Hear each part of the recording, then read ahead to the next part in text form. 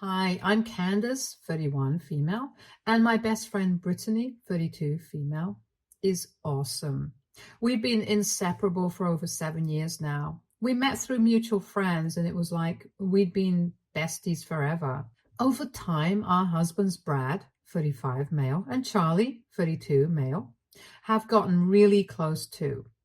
Think double dates, weekend trips, the whole 9 yards. We really are like a little family. Brittany's seriously one of the funniest, most loyal people I know, and she always stands by me. There's just one little thing that gets on my nerves. Sometimes Brittany can be super immature and just doesn't have a filter.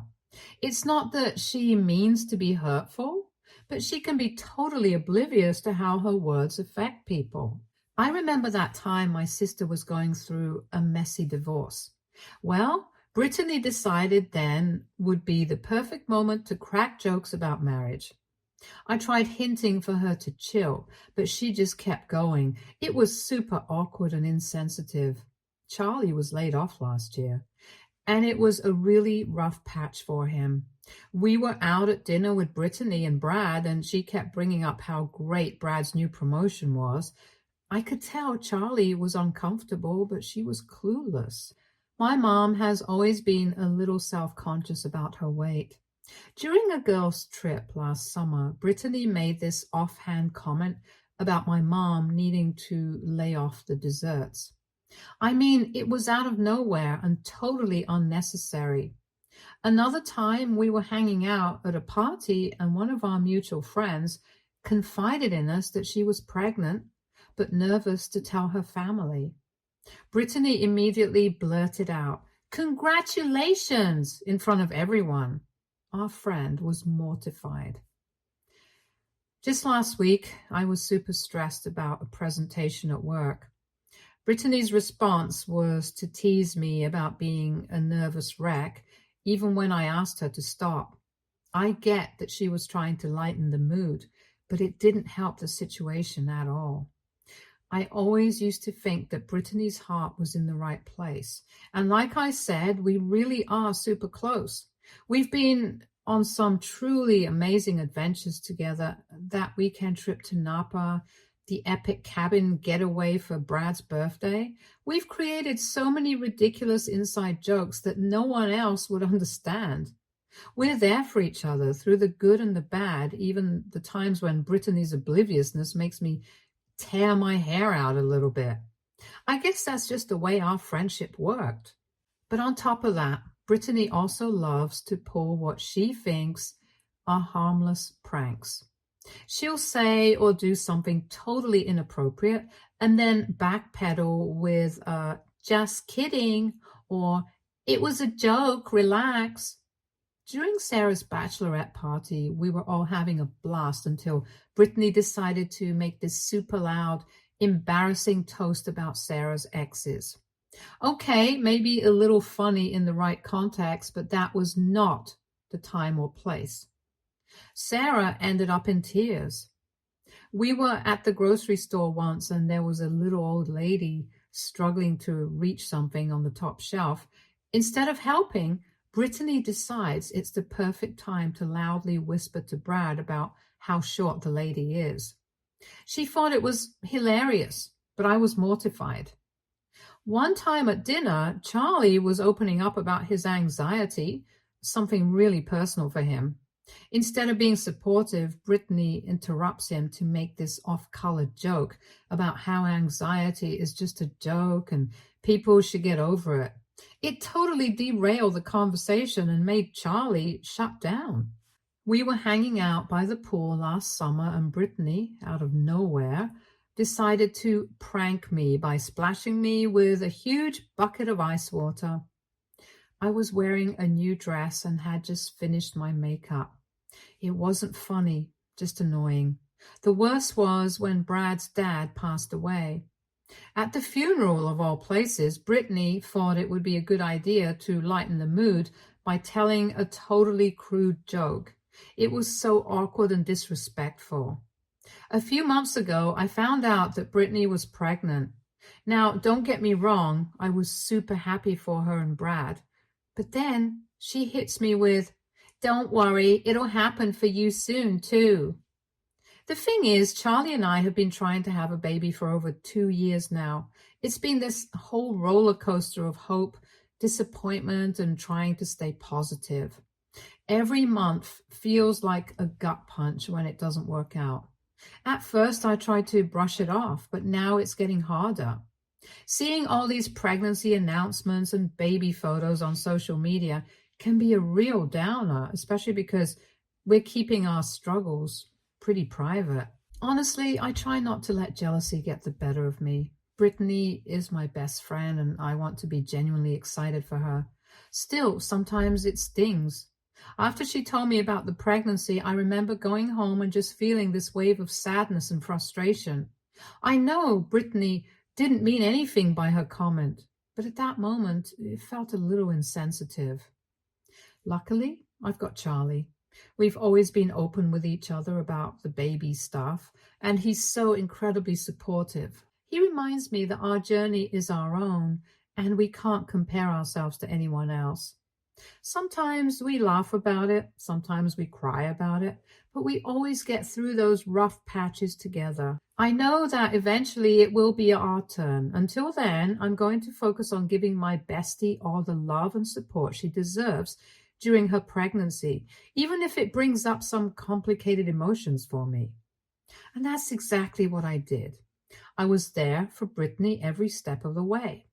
Pregnancy can be tough, and I wanted her to know she could count on me. From those midnight runs to satisfy her weird cravings, pickles and peanut butter, anyone? To help her paint the nursery that perfect shade of yellow. I was her go-to gal. We went to all the doctor's appointments together where I think I asked more questions than she did. Pregnancy is a whole new world, and I wanted to make sure she had all the information and support she needed. And let's talk about the baby shower. I may have gone a little overboard with the decorations and games, but seeing the smile on her face made it totally worth it. Of course, there were a few times those bittersweet feelings would creep back in, like when we'd be shopping for tiny onesies and adorable little hats. A small part of me would ache for my own future baby. But then I'd see Brittany's pure joy and those feelings would melt away. Instead, I'd focus all the love on her and the little miracle growing inside her. That's what friendship's about, isn't it? Celebrating the highs, navigating the lows, and always being there, no matter what. But the real highlight was planning her baby shower. I wanted to make it an extra special celebration. Brittany loves all things nature, so I went with a woodland theme. Think adorable little deer, owls, and bunnies everywhere. I spent weeks crafting DIY decorations, from a whimsical balloon garland to centerpieces with stuffed animals and lush greenery. The food was a total crowd pleaser. We had finger sandwiches, mini quiches, and cupcakes decorated to look like forest creatures. It wouldn't be a party without games, so I planned classics like Baby Bingo and Guess the Baby Food. As favors, I gave everyone tiny potted succulents with personalized tags, a sweet reminder of the day. Seeing the joy on Brittany's face as she opened gifts and laughed with our friends made all the planning worthwhile. It was the perfect way to shower her and the baby with love. The reason why I'm telling you all these details is so that you will know just how much thought I put into her baby shower. I wanted everything to be perfect, a special way to celebrate my best friend and her growing family. However, I guess it wasn't enough because Brittany thought that the party could use some drama. We were in the middle of opening presents, surrounded by laughter and smiles, and Brittany was glowing, basking in the outpouring of love. Then she paused, a mischievous glint in her eye, and said, "Actually, I have one more announcement." My heart gave a little skip. Maybe it was the baby's gender? Brittany stood up, drawing everyone's attention. With a theatrical flourish, she placed a hand on her belly and declared, "The real father of this baby is Charlie." The room fell silent. It was as if someone had hit pause on a joyful movie and replaced it with the worst possible twist. My mind raced trying to process what I just heard. Was this one of her infamous pranks gone horribly wrong? A twisted attempt at humor? Shock turned to utter disbelief, and then a white-hot wave of anger washed over me. How could she? After everything I'd done for her, this was her way of saying thank you? My hands shook as I gripped the gift I was holding, a tiny hand-knit sweater suddenly feeling like a lead weight. The faces of our friends mirrored my shock and confusion. It was humiliating, a betrayal so deep it cut to my core. Charlie, who had been quietly beaming at his wife moments before, looked completely blindsided. I desperately wanted the floor to open up and swallow me whole. The baby shower I'd poured my heart into had become a cruel joke, and I, somehow, was the punchline. She continued elaborating on a supposed affair with Charlie, how they'd fallen in love and dreamt of starting a family together. Brittany, stop! I finally managed to speak, my voice trembling. This isn't funny. But she just smiled, her eyes gleaming with a strange satisfaction. Oh, lighten up, Candace. It's just a joke. My blood boiled. A joke? I spat. You humiliate me, betray me in front of our friends, and you call it a joke? She tried to brush it off, but I wasn't having it. You've been planning this, I accused her. You wanted to hurt me. A wave of nausea swept over me as realization dawned. Had the immature jokes and the insensitive comments always been more calculated than I thought? Her smile finally wavered. Don't be ridiculous, she mumbled, but her defensiveness confirmed my suspicions. The joyful atmosphere of the baby shower was completely shattered. Confused whispers filled the room, and I saw the looks of pity and judgment directed towards me and Charlie. The betrayal was unbearable. All these years of friendship, the trust I had in her, now felt like a cruel lie. But even as I confronted her, a greater storm was brewing. Brad, always the quiet, steady one, finally erupted. Done. I'm done. His voice was low and dangerous, cutting through the shocked silence.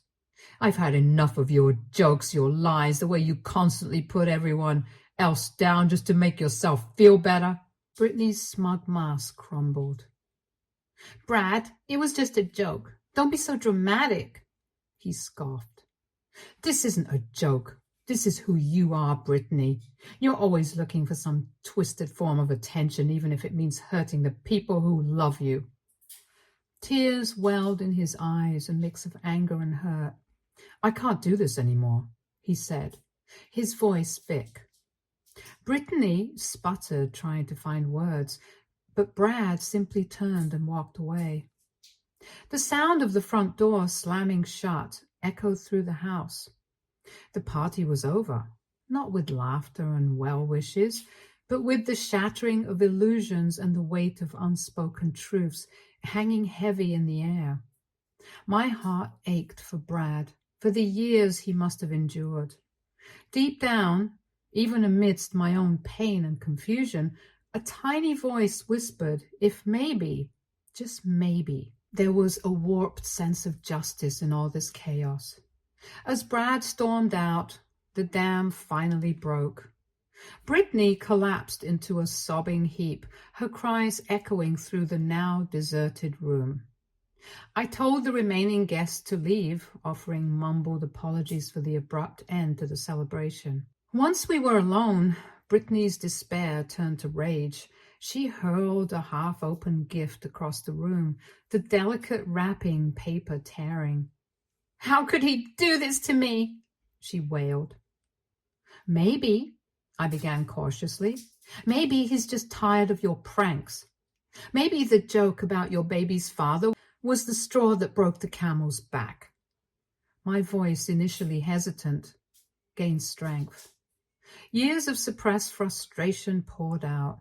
Don't you see how cruel it was, Britt?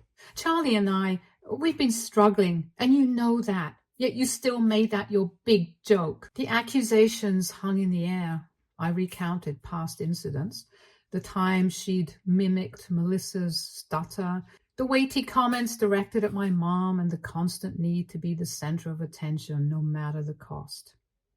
Brittany's sobs turned defensive. She accused me of being oversensitive and of not understanding her humor. I stood my ground. There's a difference, I insisted, between having a good laugh and intentionally hurting people. You seem to forget that line exists. It was an exhausting, heartbreaking argument. As the sun began to set, casting long shadows across the half-decorated room, I realized this wasn't just about one ruined baby shower. Our friendship, the one I treasured for so long, was crumbling before my eyes, and amidst all the anger and sadness, there was a strange sense of clarity. I had let Brittany walk over me for too long, all in the name of being the bigger person. Maybe this was the shattering we both needed. Once we were alone, her despair turned to rage. "How could he do this to me?" she wailed. "He's supposed to be there for me through thick and thin. Instead of saying anything to defend me, he just blows up and leaves. Maybe," I began cautiously, "maybe he's just tired of your antics, Britt. You always push the envelope, and it seems like he's reached his limit." A flash of anger crossed her face. "I can't believe you're being so harsh. It's not like I cheated on him for real." That's when it hit me. We were operating in completely different realities. "Britt, this isn't about cheating. It's about respect, about constantly hurting the ones you love under the guise of humor."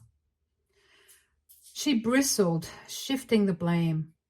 "Well, none of this would have happened if you hadn't overreacted. I make a joke and you go ballistic. You basically caused this mess." The absurdity of it made me want to scream. "Caused the mess, Brittany? You dropped a bomb in the middle of a party, humiliated your husband and your friend, and now you're blaming me for the fallout?" It spiraled from there, a rehashing of old arguments, her refusal to take responsibility, and my growing realization that maybe this was the end. The baby shower decorations, once so bright and cheerful, now felt like a mockery, a backdrop to a fractured friendship I didn't know if I could ever salvage. This whole thing was such a disaster. Her relentless attacks left a sour taste in my mouth. So, with a final desperate plea for her to even try to understand, I cut the conversation short. "Brittany, I'm done with this. I cannot fix this for you. You need to take a good hard look at why things always seem to explode around you." I left her sitting amidst the ruins of her baby shower, the half-opened gifts and woodland decorations, a stark contrast to the turmoil raging within us both. Walking away, I couldn't shake the sense of guilt. Had I been too harsh? Should I have softened my words and tried to cushion the blow? Yet, deep down, I knew I'd spoken the truth. For years, I tried to gently steer Brittany away from her hurtful behavior, but my kindness had been mistaken for weakness. Maybe this stark confrontation, however painful, was what she needed. Looking back, I think I may have been a little harsh. So do you think AITA for telling the truth to my best friend after her husband dumped her in front of everybody? Update 1. Yeah, it's been a rough week since that whole mess with Brittany's baby shower. And let me tell you, it's been like a whirlwind of drama ever since.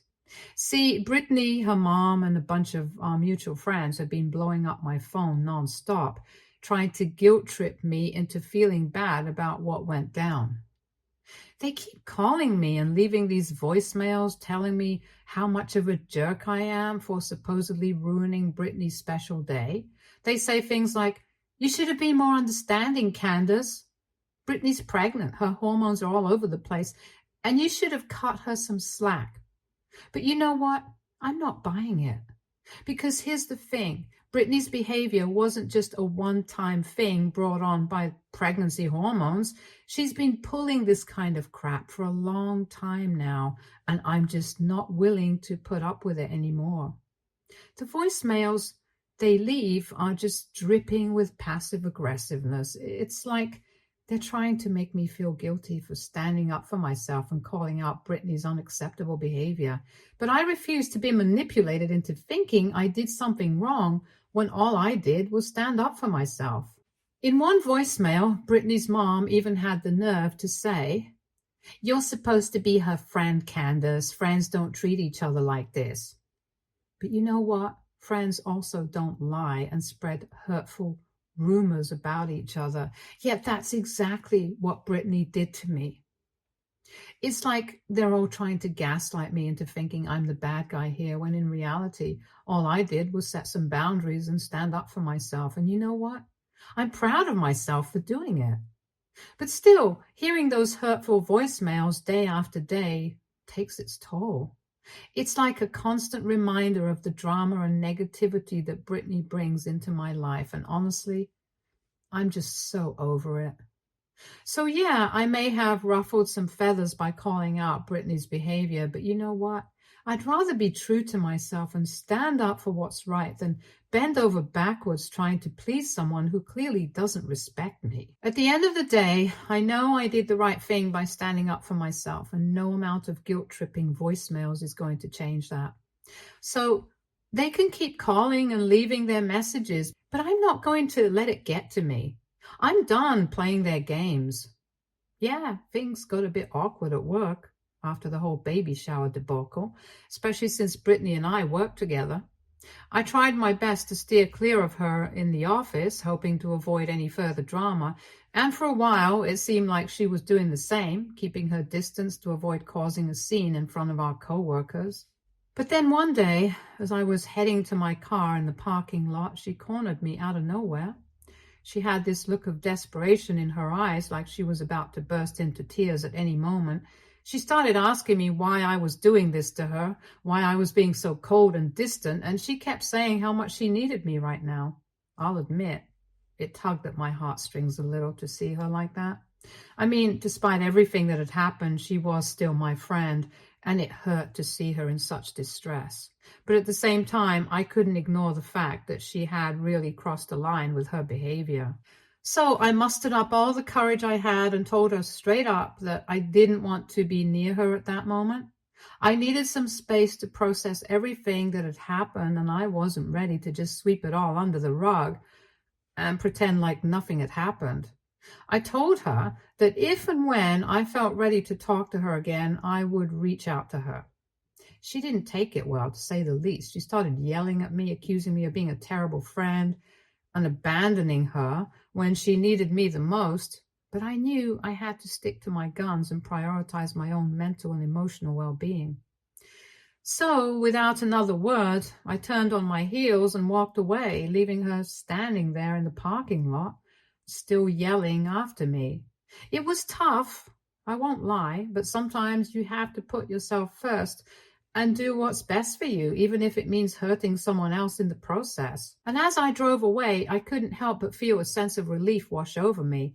It was like a weight had been lifted off my shoulders. Knowing that I had finally stood up for myself and set some much-needed boundaries, it was a small victory, but it was mine, and I was proud of it. Update 2. Then, a few days later, my phone rang. It was Brad.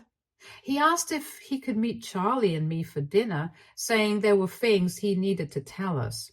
Sitting across from him at the restaurant that night, I finally got the whole story, and it was worse than I'd ever imagined. See, we all knew that Britney had a tendency to speak without thinking, but what we didn't realize was just how cruel she could be to Brad behind closed doors.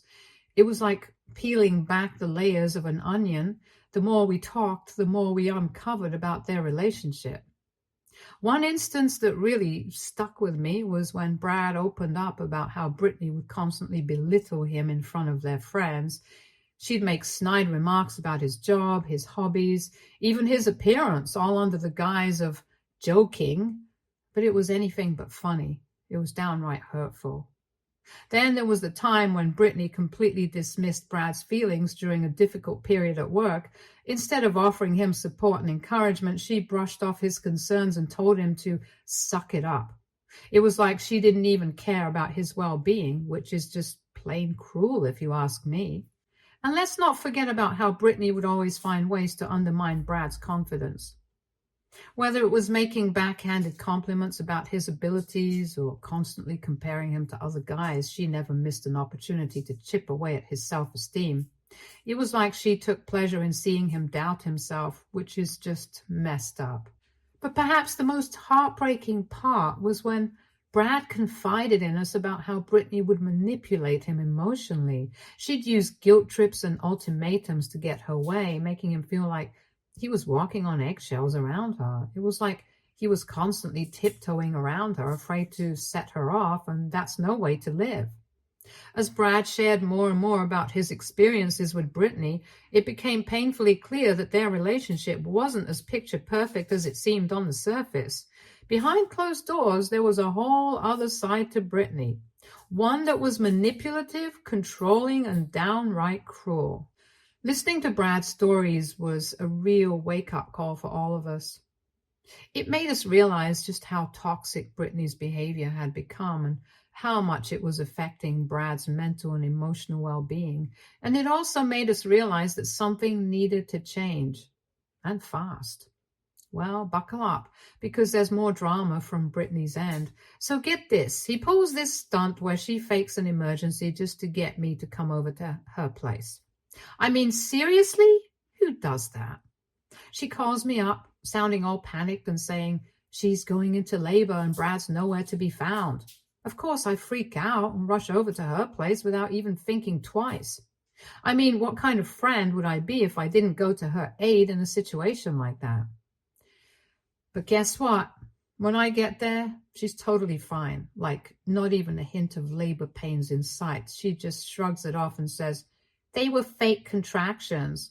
Can you believe it? I was so mad I could have screamed. I mean, who in their right mind pulls a stunt like that? It's not funny, it's not cute, it's just plain manipulative. And the fact that she would stoop so low just to get me to come over and talk to her is beyond messed up. At first, I was ready to storm right out of there and never look back. But then she starts laying on the guilt trip, begging me to stay and talk things out. And I'll admit, I caved. I mean, she had all my favorite food laid out and my favorite beverage. It's like she knew exactly how to reel me back in. But even as I sat there munching on my favorite snacks and sipping on my favorite drink, I couldn't shake the feeling of anger and frustration bubbling up inside me. How could she think it was okay to manipulate me like that? And what was she hoping to accomplish by doing so? She finally apologized to me. She actually admitted that she knows she has this habit of speaking out of turn and can be, well, a bit much sometimes. It was like a tiny glimmer of self-awareness from her, which I'll admit took me by surprise. I told her that it's a good start to admit it, but just saying sorry isn't enough to fix everything. I mean, if she really wants to have people stick around in her life, she's got to change her behavior, plain and simple. And I wasn't going to sugarcoat it for her. But then she drops this bombshell on me. She says she's willing to go into therapy to work on herself. I mean, I got to give her credit for being open to getting help, but I wasn't about to jump in the middle of all that drama. No way. She practically begged me to talk to Brad for her, saying she had no way of reaching him since he wasn't picking up her calls. But considering everything Brad told me about how she's treated him, I highly doubted he'd be eager to chat with her anytime soon. Still, I told her I'd talk to Brad and see if he's open to having a conversation. I mean, I couldn't just leave her hanging like that, even if I was still pretty ticked off about the whole fake labor thing. So with that, I made my exit. I had to get out of there before I lost my cool again. But as I walked away, I couldn't help but wonder if Brittany was serious about wanting to change. I mean, therapy was a big step, and if she was willing to take it, maybe there was hope for her after all. But at the same time, I wasn't about to hold my breath. After everything that had happened, I wasn't sure if Brittany was capable of real change, but I guess only time will tell. And in the meantime, I had my own well-being to focus on. Update 3. Hey everyone, it's been 2 months since I last filled you in. Brittany finally had her baby girl, Elizabeth, or as they like to call her, Lizzie. And let me tell you, she's absolutely adorable. I went to visit Brittany and Lizzie a few days after she was born, and I gotta say, it was nice to see them both doing well. Brittany seemed genuinely happy, and you could tell she was completely smitten with her little bundle of joy. It was a refreshing change from all the drama we've been dealing with lately. But here's the really surprising part. Brittany and Brad are actually working on their marriage. Yeah, you heard me right. They're in couples therapy trying to mend things and move forward together as a family. And while they still have a long way to go, I gotta give them credit for putting in the effort. I've noticed some changes in Brittany since Lizzie was born too, like she's actually making an effort to think before she speaks, which is a huge step in the right direction for her.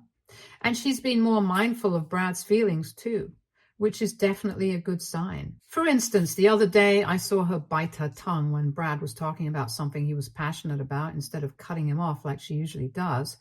It may seem like a small thing, but for Brittany it's a big deal. It shows that she's really trying to be better, not just for herself, but for her family too.